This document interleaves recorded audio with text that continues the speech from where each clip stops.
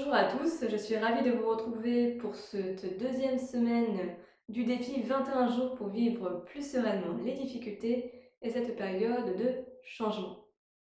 Alors déjà, je voulais vous dire merci d'avoir été nombreux hier au live avec Nathalie, voilà, d'avoir participé, d'avoir posé vos questions. Vraiment, on était heureuse avec Nathalie de voir votre engagement, de vous voir motivé. Donc ça nous a donné encore plus envie de continuer le défi, de continuer à vous apporter de la valeur, parce qu'on voit qu'en plus ça vous plaît et que vous êtes présent.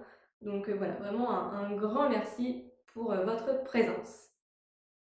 Donc voilà, la semaine dernière, on a vu ensemble des outils pour vous permettre d'être plus détendu, d'être plus serein, de vous reconnecter à votre corps. Et cette semaine, on va voir plutôt des outils pour vous permettre de gérer vos émotions, d'être plus serein, plus détendu et plus heureux et pouvoir faire face aux difficultés. Donc là, aujourd'hui, on va voir ensemble un outil pour pouvoir vous permettre de gérer plus facilement les difficultés, de faire face aux événements. Cet outil, c'est l'ancrage. L'ancrage, ça sert à quoi? Ça permet en fait d'être bien connecté à la terre, d'être bien solide sur ses jambes.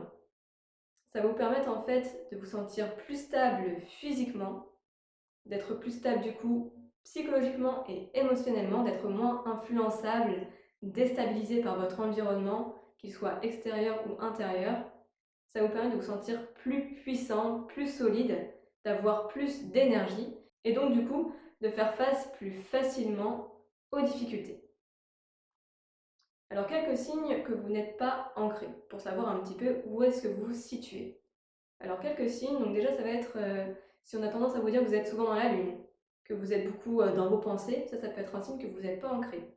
Si vous avez tendance à ne pas voir le temps passer, à avoir pas de notion du temps, entre hier, aujourd'hui, après-demain, voilà, d'avoir du mal à vous repérer dans les jours, ça peut être un signe que vous n'êtes pas ancré. Si vous avez tendance à être coupé de votre corps, à être observateur de votre vie, mais sans réellement ressentir à l'intérieur de vous. Si vous avez tendance à ne pas faire attention à votre corps, à vous faire mal, à tomber, ça peut être aussi un signe que vous n'êtes pas très solide sur vos jambes, que vous n'avez pas un très bon équilibre. Avoir les pieds froids, c'est un signe qu'on n'est pas forcément ancré. Et puis rejeter tout ce qui est matériel, l'argent, l'alimentation, les vêtements, etc. Ça peut être aussi un signe que voilà, vous n'êtes pas forcément très bien ancré, que vous êtes plutôt dans le mental, plus de créativité intellectuelle. Et les deux sont intéressants. En fait, ce qu'il faut, c'est réussir à trouver un juste milieu. Et autre chose, c'est d'être beaucoup dans ses idées et avoir du mal à passer à l'action, à les concrétiser dans la matière. Ça, c'est aussi un signe qu'on n'est pas forcément ancré. Donc peut-être que vous êtes reconnu dans quelques-uns de ces signes. Alors il y en a plein, là je vous ai vraiment cité les principaux. Et donc peut-être que vous demandez, du coup, mais comment on fait pour s'ancrer du coup? Alors une première astuce déjà, ça va être d'aller dans la nature.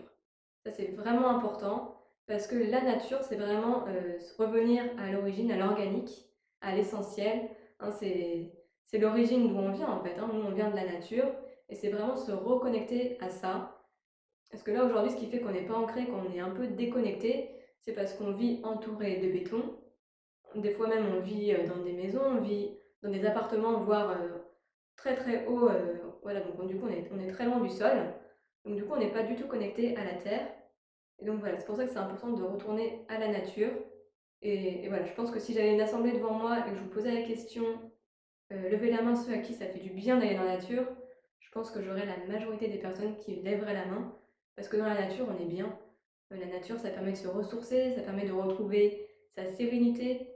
Donc voilà, la nature. Ensuite, ça va être de vous reconnecter au sol, donc de marcher pieds nus. Ça, c'est vraiment important parce que souvent, on a des chaussures, on a des chaussettes, et du coup, on est complètement coupé du sol.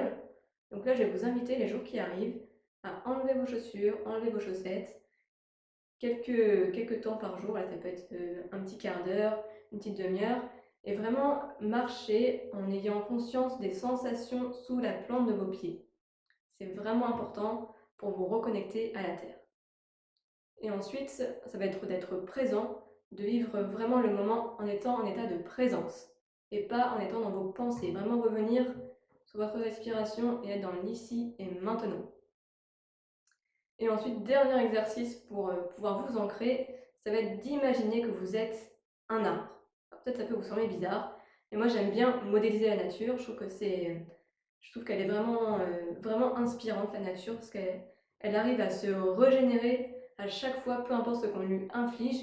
Là, on le voit très bien avec le confinement, comment la nature, elle reprend ses droits.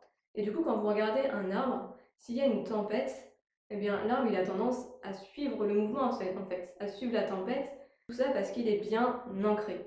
Et nous, quand on a un problème, en général, ce qui se passe, c'est qu'on se laisse emporter par le problème parce qu'on n'est pas ancré au sol, on n'est pas solide. Donc là, c'est vraiment d'imaginer, je suis un arbre et je vais imaginer que voilà, je vais bien mettre à plat mes pieds au sol et je vais fermer les yeux, imaginer que j'ai les racines qui poussent sous mes pieds, qui vont jusqu'au centre de la terre et imaginer que j'ai l'énergie de la terre qui remonte à travers mes pieds, à travers mes jambes.